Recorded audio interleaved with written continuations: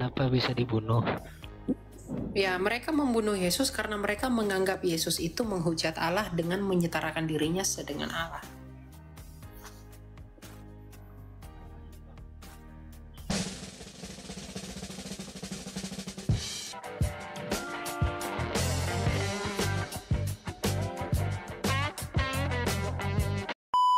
Tanya apa, Pak? Boleh bertanya, Pak? Boleh, silakan. Oke.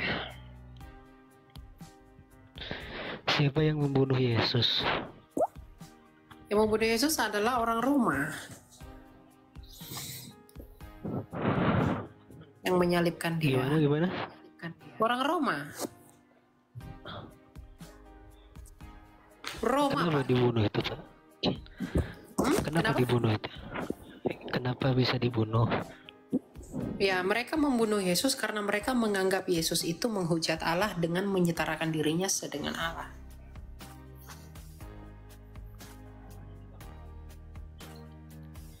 Halo? Emang ya, soalnya jawabannya beda-beda, Bang.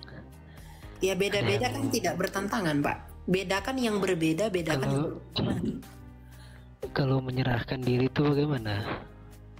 Ya, dia memang menyerahkan dirinya.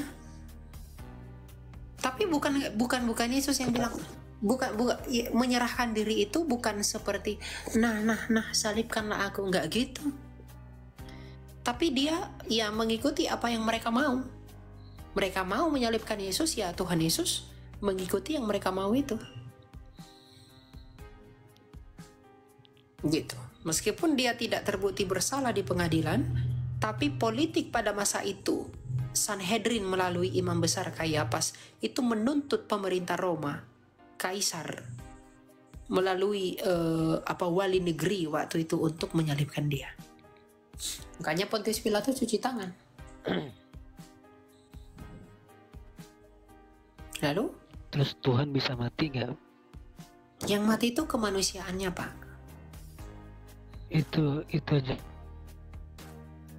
Iya, yang mati Tuhan tuh nggak bisa mati. Yang mati adalah kemanusiaannya, bukan keilahiannya. Adalah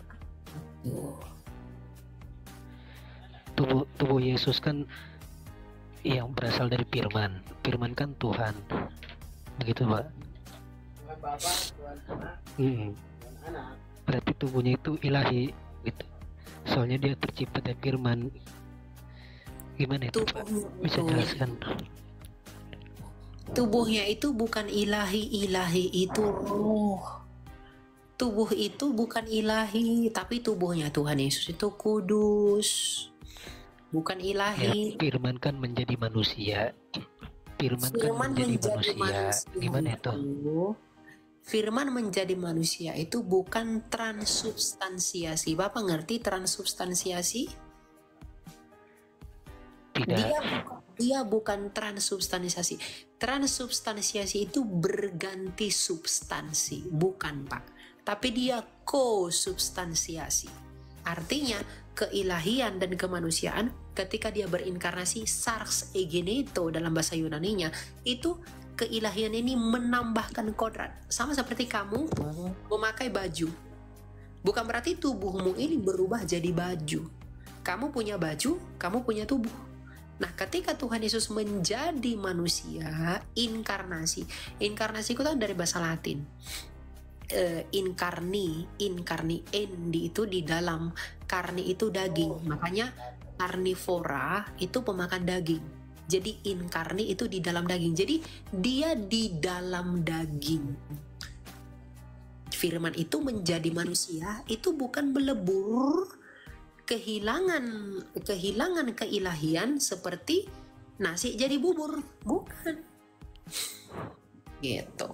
Jadi bedakan, Pak, menjadinya itu Bapak harus ngerti, gitu loh, ya. Nah, ketika kodrat ini keilahiannya, ketika berinkarnasi dia menambahkan kodrat kemanusiaannya.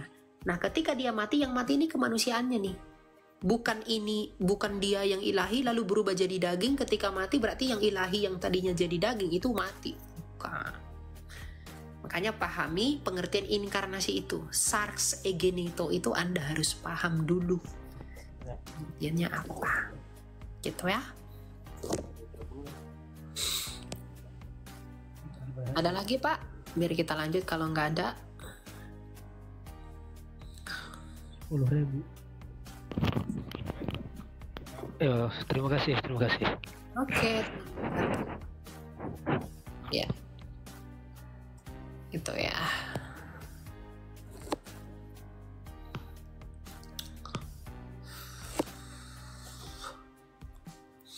Ada yang mengatakan sulit.